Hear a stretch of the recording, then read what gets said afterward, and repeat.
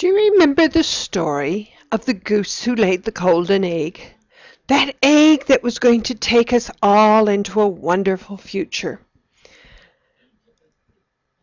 I want to talk about what happened for many baby boomers. Back in the 70s, there was a woman called Helen Reddy. She sang a song called I Am Woman. I'll put a link to the YouTube video, but listen to some of the words in the song. I am woman, hear me roar, in numbers too big to ignore. And I know too much to go back and pretend, 'cause I've heard it all before, and I've been down there on the floor. No one's ever going to keep me down again. Oh yes, I am wise, but it's wisdom born of pain. Yes, I've paid the price, but look how much I've gained. If I have to, I can do anything. I am strong. I'm invincible. I am woman. Back in 1970, when Helen came out with this song, I was a young mother. I had my children. I was a university, I want to say failure, but not quite. I'd chosen to raise a family instead. I had many hopes.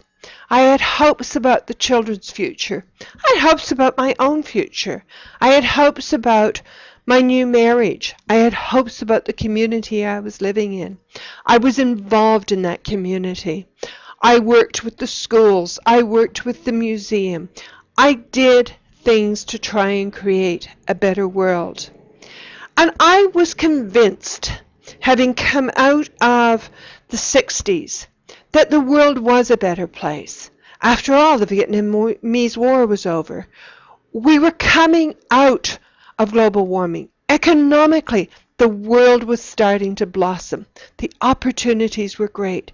And my hope at that stage of the game was that the world really would enjoy peace, poverty would be eliminated, we would have so much more. We had lots of dreams. We had dreams about a future where the world would be better. But there was a certain sense of reality. The reality was that while more women could work, we were putting our children into childcare. We were not really finding the peace. Yes, the Berlin Wall fell. Yes, there were a whole bunch of things happened. But towards the end of the 80s, we went through a financial crisis that for many baby boomers wiped out their nest eggs, totally and completely destroyed what their future was, totally and completely put them back to square one.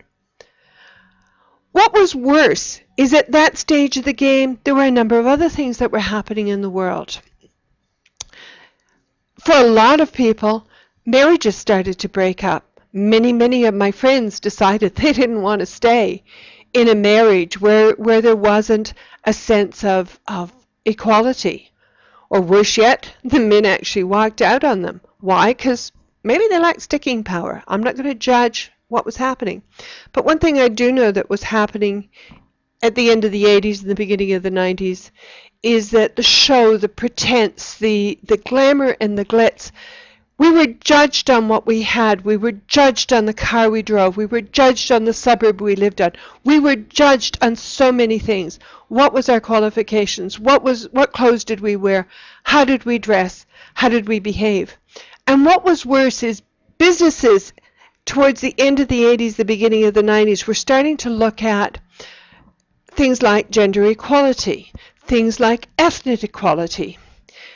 And the number one target at that stage of the game, believe it or not, was men in their 40s, white, middle managers. And for many of them, they started to lose where they were. They started to lose their positions. And suddenly there were many women who had to pick up that role.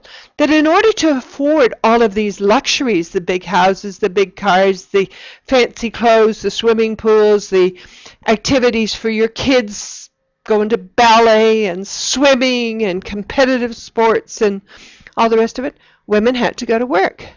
And that started to change the reality of family. And as more men lost their jobs and women started to work, suddenly that whole equation of how do we work together changed.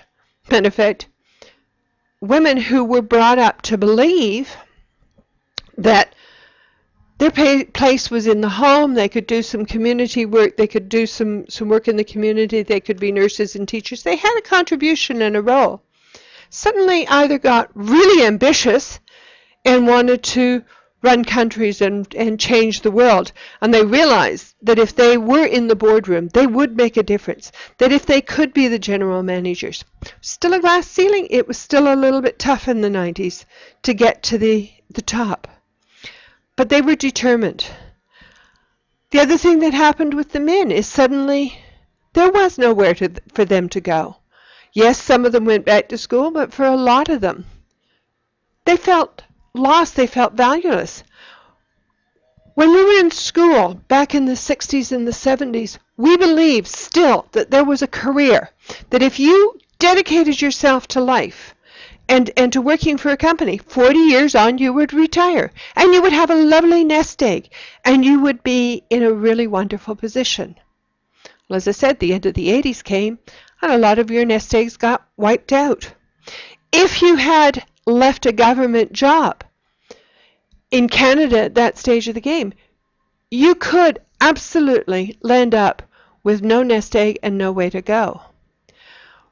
In New Zealand, we believed that there would be superannuation and that the superannuation, while not large, would be comfortable. But what happened to the price of houses? What happened to the cost of rent? When was the last time you were in a grocery store? How much have you paid for your groceries? All of that reality has impinged on our golden egg. And we face, as baby boomers coming into the new century, we faced challenges and the opportunities that were open to us. For many women, they no longer were in the corporate positions. They no longer were sitting in general management roles, senior management roles. I have many friends who literally were the first to run a particular division, the first to sit in a general management position, the first to actually be in a role where no woman had been before. We saw so many women who in the 90s became the first prime minister, first president, the first whatever of a company, of a country. But as we came into the year 2000, some of that started to change again. And there were a lot of women who, for one reason or another, chose to leave the corporate world, chose to realize that that balance, the commitment that was required, was not where they wanted to be.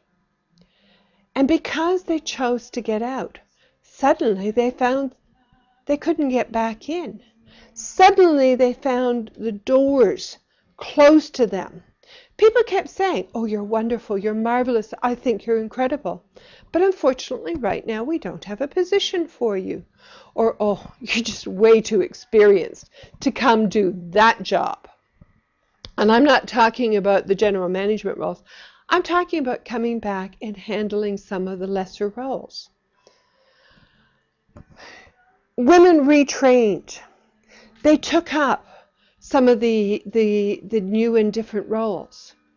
And when they finished their coaching programs or their NLP programs or their board of directors programs, many of them found they still had nowhere to go. Nobody still wanted them.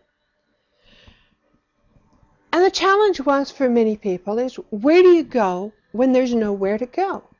Where do you go when you know that you have this knowledge, you have this ability, you have this talent,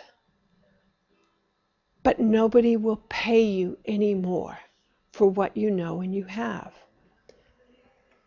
So the challenge going forward is, how do we create a world where we keep recognizing the new technology, the new environment that we live in, but we balance that with the wisdom and the knowledge that's coming forward.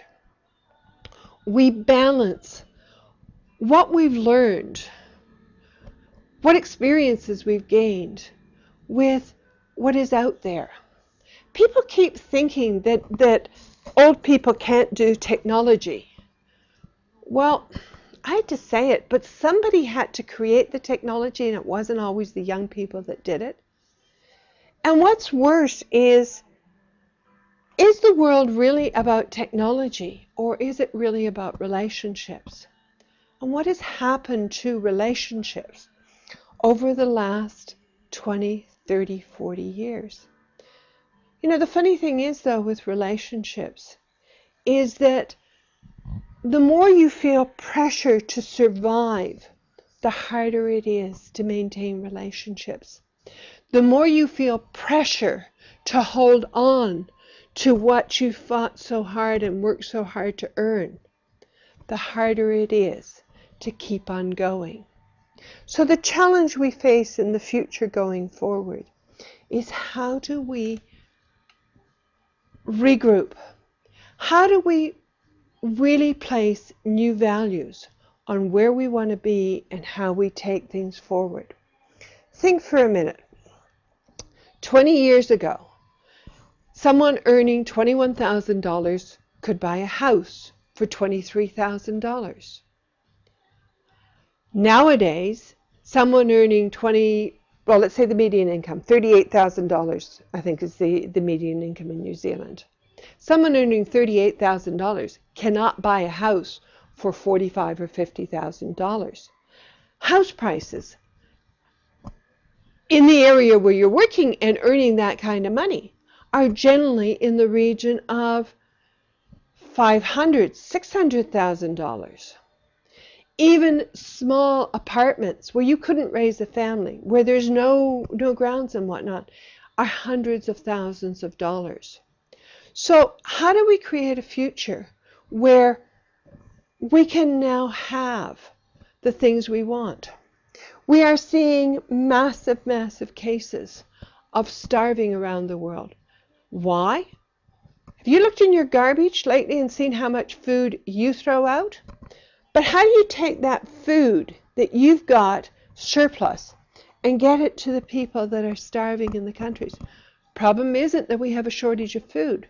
We have a shortage of transportation. The problems we have today are not in what we lack, but in how we rethink what we're doing to get people to a different level. The challenge we have in today's world is to think differently about life, and to recognize, coming back to Helen Reddy's song, you can bend but never break me, 'cause it only serves to make me more determined to achieve my final goal. And I come back even stronger, not a novice any longer, 'cause you've deepened the conviction in my soul. I am woman, watch me grow. See me standing toe to toe as I spread my loving arm across the land. But I'm still an embryo with a long, long way to go until I make my brother understand. Our challenge today as women is to find a way to not only make our brother understand, but to make our sisters understand.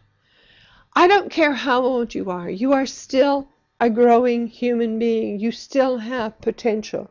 You still have the ability to take your pain and your lessons and actually take and make this a better world. But it does require us saying no. No, we're not going to continue to accept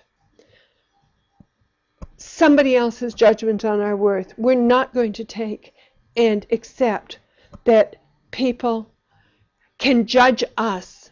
We're the only ones that can judge us. Our God above is the only one that can judge us. And so I say to you,